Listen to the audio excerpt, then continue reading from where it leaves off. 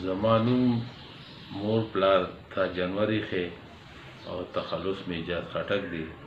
د لچۍ اوسېدونکی یم.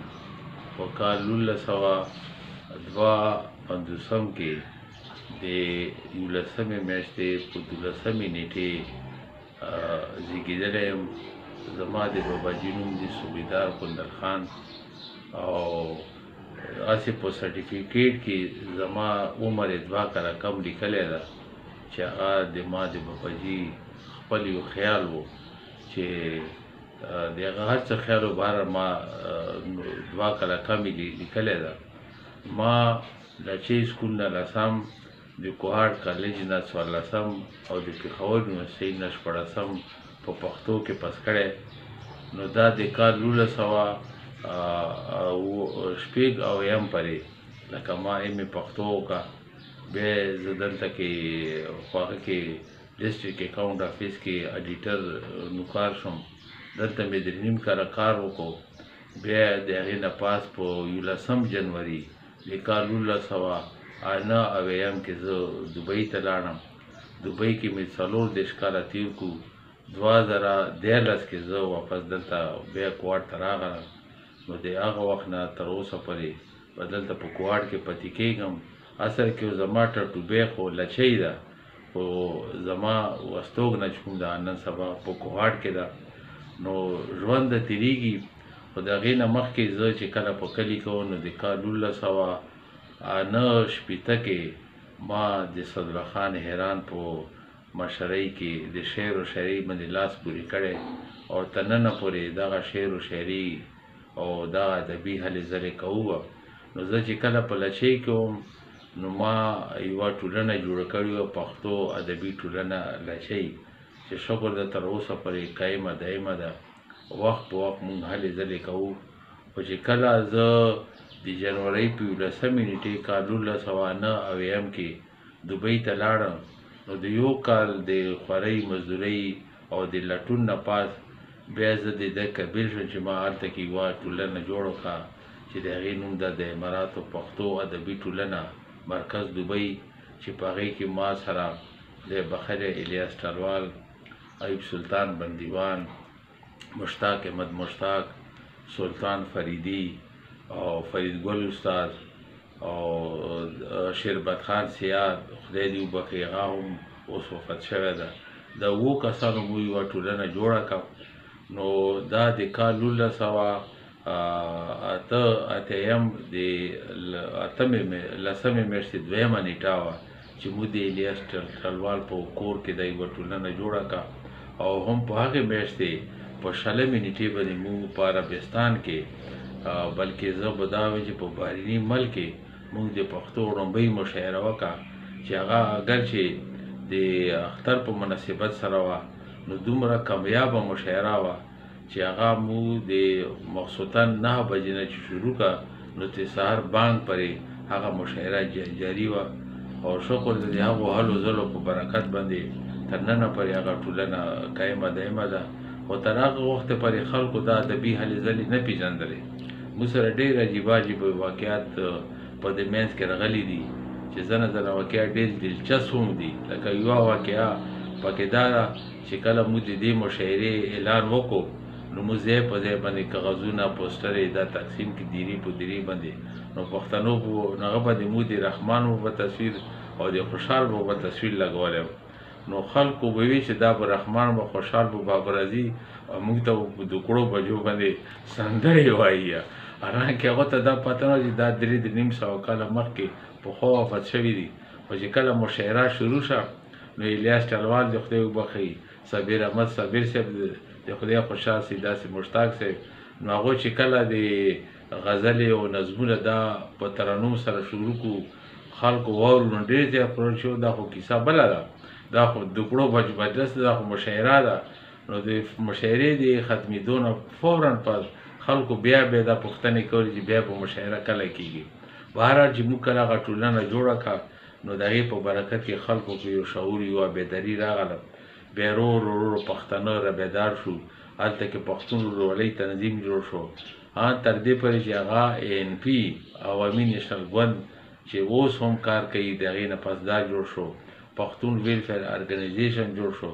او یوه بله خبره پکې دا ده چې موږ تقریبا یو څو کله چې دغه هلې ځلې وکړې نو زه یې وارث په افس کې ناست وم، ما یوه رساله لوستله د ورسیز پاکستاني یاران وطن، په هغه کې یو روداد لیکلی و چې ګوهرشناس ګوهر د قطر کې یو داسې د پښتو شاعر ده چې د هغه په اعزاز کې بزم اردو ادب یو ډېر زبردست تقریب وکړو. نو زه ډېر حیران شوم چې یو پښتون شاعر په د هغه په اعزاز کې بزم اردو ادب یو تقریب کوي، نو پښتانه هلته کې نشته، مړه دي که څه چل دي یا شاعران نشته. نو ما د هغه په نوم باندې یو خط هلته نه ولېږلو، حالانکې ما سره د هغه هېڅ څه درک نه و، خو د سفارتخانې په وساطت سره د هغه په نوم ما یو خط ولېږلو په دې هغه باندې چې دا سړی چې د اردو بزم ادب والا خلک پېژني، دا یقیني خبره چې دا به سفارتخانه پېژني. بهره د ما خط هغه ته ورسېدو. نو دا د کال 1904 اتیام خبره واقعه ده. هغه خط چې هغه ته ورسېدو نو هغه ډېر خوشحال شو. نو هغلته کې خپل شاعران پښتانه شاعران ملګري راغونډ کړو چې په هغې کې حسین احمد صادق، معین المیس صدیقي او مظهر مسعود، داسې نور ملګري هغه راغونډ وو، محمد بنګش، وزیر بادشاه جانان پوه. نو دا ټول ملګري هغه چې کوم راغونډ کړو. نو پاک پښتو ادبي ټولنه د موږ په تحریک باندې چې کوم ته جوړه شه او تر ننه پورې هغه ټولنه چې کومه ده قایمه دایمه داسې په دې رڼا کې چې کوم ده په سعودیه کې ادبي هلې ځلې شروع شي، تنظیمونه جوړ شو، داسې په بحرین کې تنظیمونه جوړ شو، داسې په مسقط کې تنظیمونه جوړ شو. نو شکر ته زموږ د دغو ادبي هلو ځلو په برکت باندې په عربستان ښه په ادبي هلو ځلو باندې موړ پټ ده او ډېرې لوی لوی مشاعرې پکېږي. او د پښتونخوا نه، د افغانستان نه، د مختلفو سیمو نه پښتنو ډېر لوی لوی شاعران ادیبان چې کوم دلته کې بلل شوي دي د هغو په درناوي کې غونډې شوي دي، خلکو ته نه استفادې کړي. او د دې ادبي هلو ځلو یو بله لکه چې کوم لکه اثرات شوي چې هلته کې ګوره د پښتو هېڅ قسم ته لکه څه نشریات د ریډیو یا د ټي وي د لارې نه وه. نو د دو په برکت باندې د ریډیو رسول خیمې نه 2 غنټې پروګرام به په هرې هفتې کې پښتو کې نشر کېدو، چې بیا هغه فیاض وردک کولو، بیا ورپسې ما او خالد اسرت او محمد ګل منصور دا ویډیا په ویډیا دا پروګرامونه به کولو په هفتې کې یوه ورځې، او دا به لکه 2 غنټې پروګرام و. تر هغه پورې لکه د پښتو چینل ټي وي دا نه وي شروع شوي. یوه ورځ ما چې پروګرام کله به وکړو نو دا به د جمعې په ورځ لکه غرمې نشر کېدلو او بیا به د شپې 11 بجې نشر کېدو. نو زه یوه ورځ داسې ووتل نو د شپې بهر به ټیکسي سټینډ ته لاړله، چې ټیکسي سټینډ ته لاړم ما چې ګورم چې پښتانه د پروګرام اوري که نه اوري. خو چې کله زه ټیکسي سټینډ نو په هر یو ټیکسي کې دغه د پښتو پروګرام لګېدلی او خلک ورته ناست وه. نو چاته خو دا پته نه چې دا د کوم ځای څرنګې نشر کېږي، خو چونکې خلکو د هغه دپاره څه داسې پروګرام و نه تفریح طبع دپاره، نو دغه پروګرام ته به ډېر زیات خوشحال وو. یوه هفته به هغو انتظار کولو. نو د مو د ادبي هلو ځلو په برکت باندې هلته کې دا غږ شوي. بیا مو په وړومبی کتاب دلته د امارات پښتو ادبي ټولنې د سوري لاندې چاپ کړی و، پلوشې چې په هغه د مو د تعارفي کتاب و. دویم کتاب و په کال 1983 کې خوشحال الرحمن چاپ کو، چې په هغلته کې د هغه یو خوشحال الرحمن په پارې کې لیکو. خو اوسه پورې لکه زه چې لنډ تفصیل د دې بیانوم نو تر اوسه پورې د موږ دغې ټولنې نه یو کم 40 کتابونه چاپ کړي چې په مختلفو موضوعاتو باندې دي، چې په هغې کې یو صابر کتاب د زیګرخون مجموعه او د هغه جدید پښتو دا یې چاپ کړی، داسې نور مختلف کتابونه چاپ کړي دي. نو شکر د دا سلسله تر اوسه پورې روانه ده.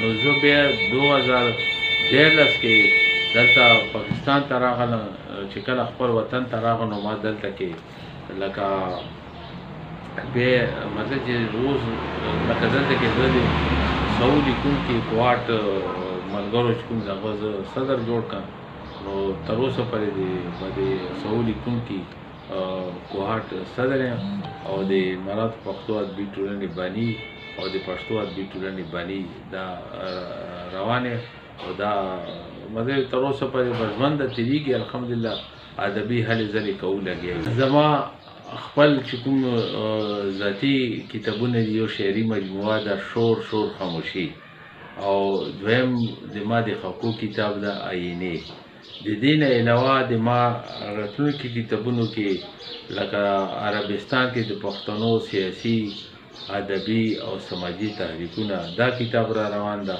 او سره چې کوم ده د ما د ډاکټر سید عبدالله د تنقید کتاب ژباړه کړې ده بغار روان ده او یو د افسانو کتاب ده او یوه ناتیه مجموعه ده او داسې لکه نور کتابونه مته زه کوشش کوم چې حوالی کا د خپل د پښتو ادبي ټولنې لچۍ تاریخ ما څه لیکلی ده او څه چې کوم د پاتې ده د هغو تعارفي کتاب د هغې باندې زه کوشش کوم لګیا مننه